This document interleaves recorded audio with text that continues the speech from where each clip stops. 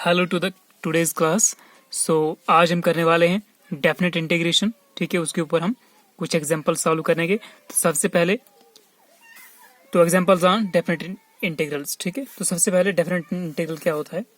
तो हमने पढ़ा था कि इंटीग्रेशन जो है दो टाइप्स का है, definite integration and indefinite integration.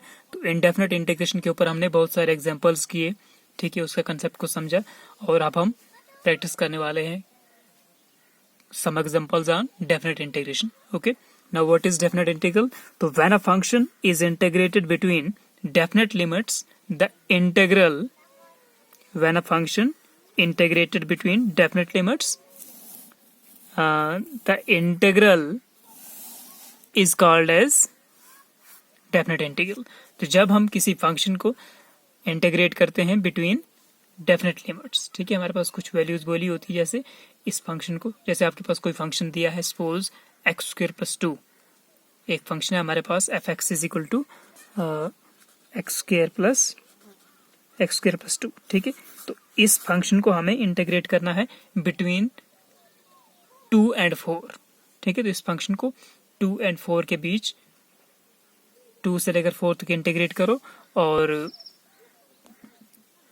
क्या वैल्यू आता है तो उसको बोलेंगे हम डेफिनेट इंटीग्रेशन। ठीक है, तो हमारे पास जो डेफिनेशन हो उसके लिए हम बोलेंगे when a function is integrated between definite limits the integral is known as definite integral. ठीक है, और इसको हम रिप्रेजेंट कैसे करते हैं, रिप्रेजेंटेशन, सपोज हमारे पास कोई फंक्शन एफ एक्स है।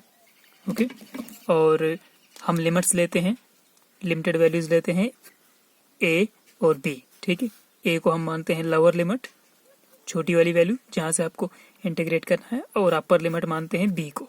ठीक है, ए से लेकर बी तक हमें इसे एफ एक्स को इंटीग्रेट करना है।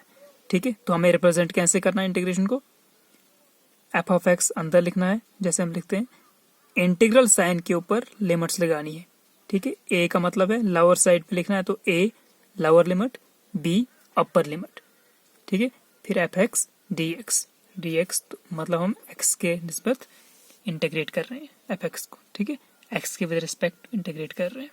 ठीक है, तो इसका जो आपके पास डेफिनेशन है वो क्या होगा, इंटीग्रेशन पढ़ना कैसे, integration from a to b of f x d x is equal to, या आप ऐसे पढ़ सकते हैं इंटीग्रेशन ऑफ एफ एक्स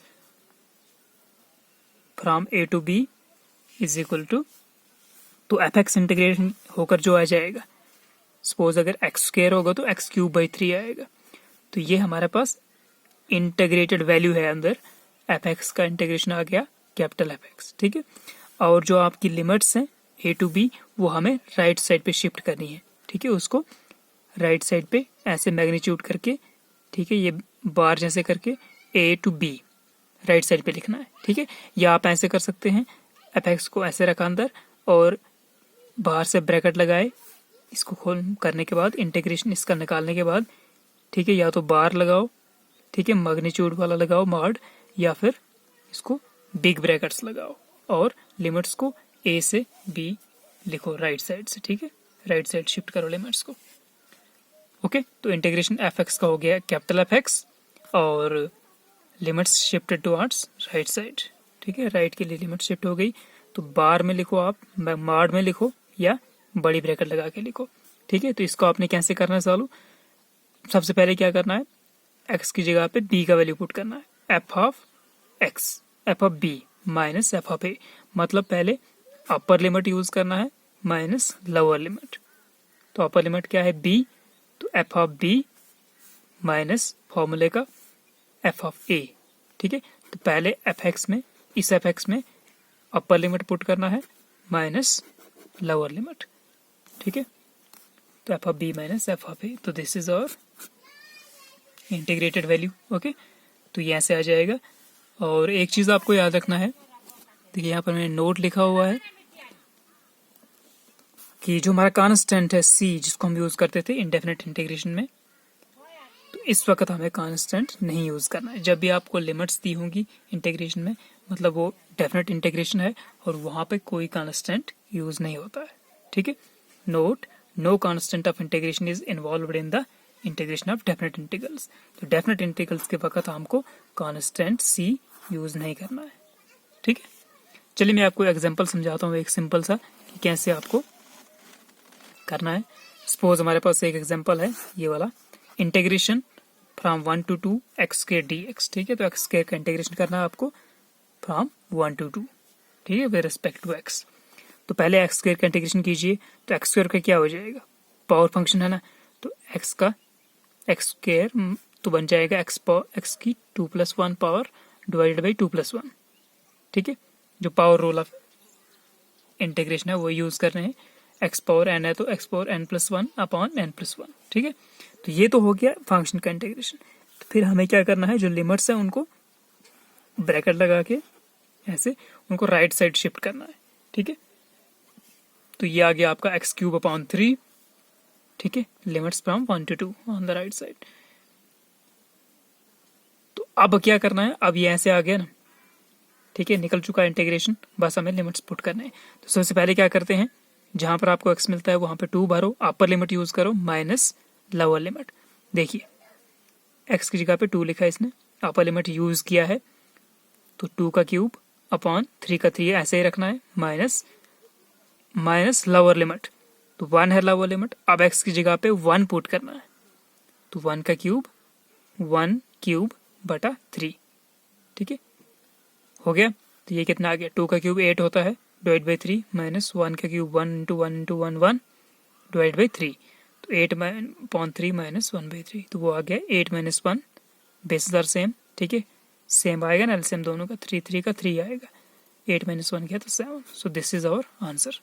ठीक है, यहाँ पर आई एक चीज ऐसे भी कर सकते थे आप, या तो अंदर रखना है तो यहाँ पे रख दिया है 3 को अंदर। ठीक है, वैसे ही पहले अपर लिमिट पुट किया इसमें, तो x³/3 को 2³/3 माइनस 1³/3 ऐसे कर दिया। या फिर आप ऐसा कर सकते थे, यहाँ पे जो आपका डिवाइड में 3 है ना, उसको पहले ही कांस्टेंट कर दो बाहर और पीछे x³ के ऊपर लगा दो खाली लिमिट। ठीक है, देखो मैंने वैसे भी निकाला हुआ है, वो भी मैं आपको समझाता हूँ यहाँ पे। ओके, तो यहाँ पे आप देख सकते हैं, देखो x² dx। ठीक है, इंटीग्रेशन फ्रॉम 1 to 2, तो x² के क्या आएगा, x की पावर 2+1 अपॉन 2+1। ठीक है, तो लिमिट शिफ्ट हो जाएंगी राइट साइड 1 to 2। ठीक है, यहाँ पर 1 to 2 है तो 1 to 2, तो ये क्या आ गया, x³/3, 1 to 2 लिमिट्स। तो अब क्या करता हूँ मैं, 3 को पहले ही बाहर कर लेता हूँ।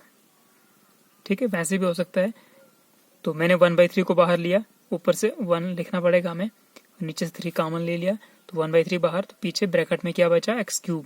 अब x³ पे आप लिमिट यूज कर सकते हैं, तो करो लिमिट, तो पहले आएगा 2³ माइनस 1³। ठीक है, अपर लिमिट मतलब अपर लिमिट जो 2 है वो पहले यूज करो, फिर माइनस करो लोअर लिमिट का यूज करके। ठीक है, तो 8 - 1 7, तो 7/3। ठीक है, तो ये आ गया आपका आंसर। ओके, चलिए हम अब एग्जाम्पल समझते हैं।